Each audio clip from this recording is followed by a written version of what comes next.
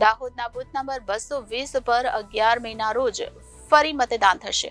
લોકસભા અંતર્ગત આવતા સંતરામપુરના પરથમપુરા ગામના બૂથ નંબર 220 પર ફરીથી મતદાનના કેન્દ્રીય ચૂંટણી પંચે આદેશ આપ્યા છે। દાહોદ લોકસભા ક્ષેત્રના મતદાન દરમિયાન થયેલી ગડબડીને સહિતના માધ્યમોના અહેવાલની જોરદાર અસર પડી છે। લોકસભા અંતર્ગત આવતા સંતરામપુરના પરથમપુરા ગામના બૂથ નંબર 220 પર ફરીથી મતદાનના કેન્દ્રીય ચૂંટણી પંચે આદેશ આપ્યા છે। ભારતીય જનતા પાર્ટીના સ્થાનિક નેતા રમેશ ભાભોરના પુત્ર વિજયની કરતૂતના કારણે પુનઃ મતદાનના આદેશ અપાયા છે। 220 નંબરના બૂથ પર હવે શનિવારે એટલે કે 11 મેના રોજ ફરીથી મતદાન થશે।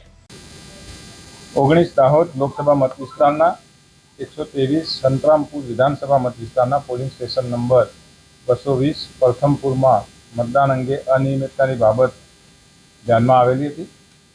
આ અનિયમિતતા અંગેની જાણ થવા સાથે જ અત્રેથી રિટર્નિંગ ઓફિસરનો રિપોર્ટ માંગવામાં આવ્યો હતો અને એમના રિપોર્ટ ગઈકાલે સાંજે મળ્યા બાદ ઇલેક્શન કમિશનને રિપોર્ટ સુપ્રત કરવામાં આવ્યો હતો અને ઇલેક્શન પંચે ભારતના ચૂંટણી પંચે રિટર્નિંગ ઓફિસર અને ઓબ્ઝર્વરશ્રીના મતદાનના અનિયમિતતા અંગેના રિપોર્ટને ધ્યાને લઈને ભારતના ચૂંટણી પંચે આરપી એક્ટ 1951ના સેક્શન 58ના સબ સેક્શન 2 હેઠળ 19 દાહોદ લોકસભા મત વિસ્તારના 123 સંતરામપુર વિધાનસભા મત વિસ્તારના પોલિંગ સ્ટેશન નંબર 220 ખાતે તારીખ 7 મે 2024ના રોજ થયેલ મતદાનને રદ જાહેર કરેલી છે અને તારીખ 11 મે 2024 શનિવારના રોજ સવારે 7 થી સાંજે 6 વાગ્યા દરમિયાન નવેસરથી મતદાન કરવાનું નિર્ધારિત કરવામાં આવ્યું છે।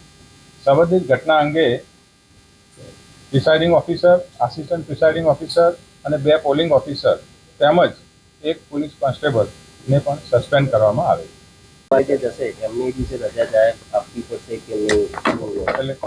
પોલીસ સ્ટેશનમાં જે પણ મતદારો છે એ જે પણ જગ્યાએ નોકરી કરતા હશે તો તેમને રજાઓ હા યસ 135 બી બેસિકલી તમને ત્યાંના આરઓનો અથવા તો જે ઓબ્ઝર્વર હશે એનો રિપોર્ટ શું મળેલો છે ત્યાં અને એ રિપોર્ટ ત્યાં મોકલ્યો તો શું આવ્યો? બેસિકલી રિપોર્ટ શું આવ્યો છે? રિપોર્ટ એ જ ને મેં વાંચ્યું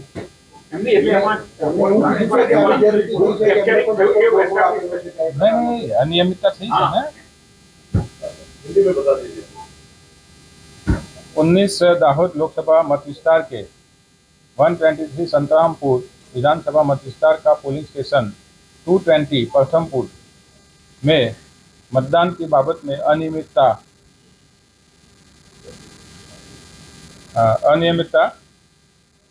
तंत्र को ध्यान में आएगी।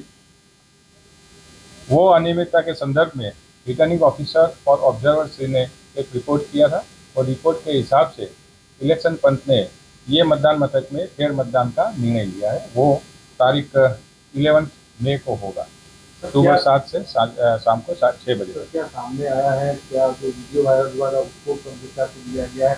कौन था? क्या बूथ कैप्चरिंग की बात थी? जो वीडियो था बूथ कैप्चरिंग जो किया था, मैंने कल भी बाइट दिया था, तो विजय भाभोर के और एक दूसरा इसम था, उन्होंने दोनों को धरपकड़ किया।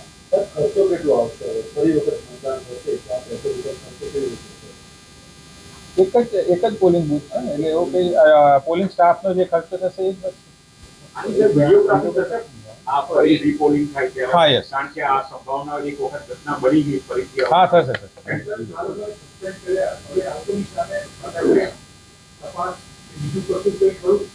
પોલીસ ફરિયાદ પણ ખરી કે નહીં? ઓકે નહીં, ખાતા की તપાસ થશે, એમને જવાબ લેશે, એમને એક એના તપાસ અધિકારી નિમાશે અને પછી એનો નિર્ણય થશે, એનો જવાબ આવે।